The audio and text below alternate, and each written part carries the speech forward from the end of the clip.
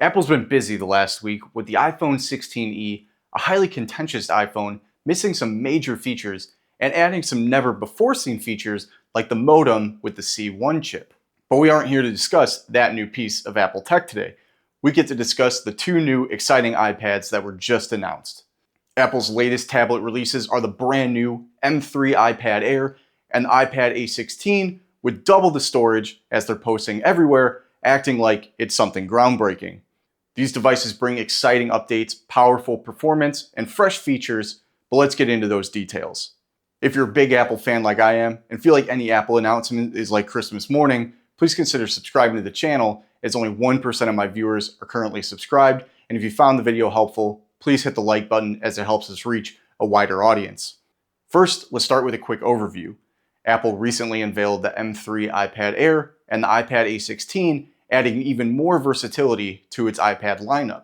The M3 iPad Air brings the power of Apple's M3 chip to the mid-range iPad, bridging the gap between the entry-level iPads and the Pro models.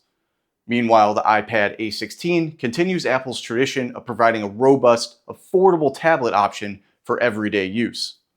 When it comes to design, both devices maintain an all-screen aesthetic that Apple's been doing with their most recent iPads. The M3 iPad Air features a slim and lightweight design with a 10.9-inch Liquid Retina display and 4 new flat colors, a blue, purple, Starlight, and space black. The iPad A16 offers a similar design with a slightly smaller 10.2-inch display. While it might not match the M3 iPad Air specs, it still delivers a great viewing experience with solid color accuracy and brightness. The iPad 11, or A16 as Apple is calling it, comes with much more vibrant colors of pink, blue, yellow, and silver. But the biggest story here is performance. Featuring a more powerful 8-core CPU, the M3 is up to 35% faster in multi-threaded CPU performance than the iPad Air with the M1 chip. M3 features a 9-core GPU with up to 40% faster graphics performance over the M1, and it comes with Apple Intelligence. M3 also brings Apple's advanced graphics architecture to iPad Air for the first time, with support for dynamic caching along with hardware-accelerated mesh shading and ray tracing. On the other hand, the iPad A16 is equipped with the A16 Bionic chip, which, while not as powerful as the M3, still offers great performance for day-to-day tasks.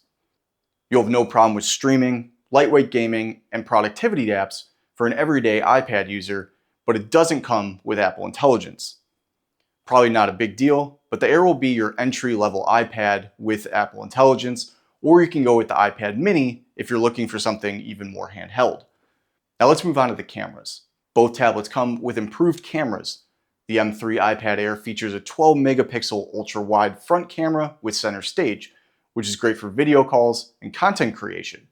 The rear camera is also 12 megapixels, allowing for sharp photos and 4K video recording. The iPad A16 features an 8-megapixel rear camera and a 12-megapixel front camera with center stage as well. It's worth noting that both cameras are on the top when the iPad is in a horizontal position. I really like this change that Apple has done on many of their larger iPads, and they just need to do it on the iPad mini. Now, battery life is a crucial aspect of any tablet.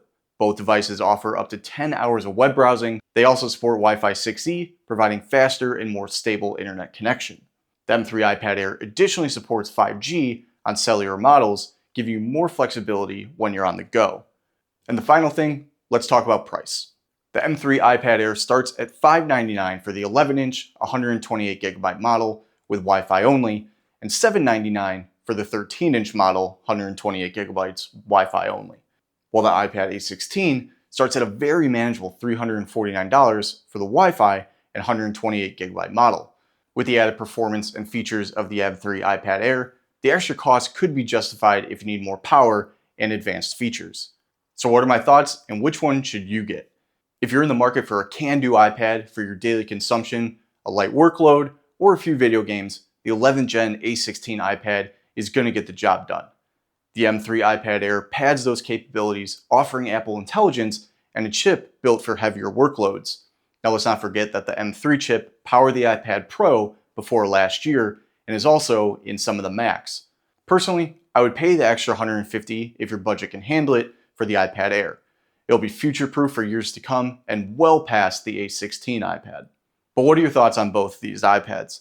Let me know in the comments below which you plan on picking up if you're in the market, or what are your actual thoughts and which one you would prefer. You can check out any of my other Apple news and leaks videos over here.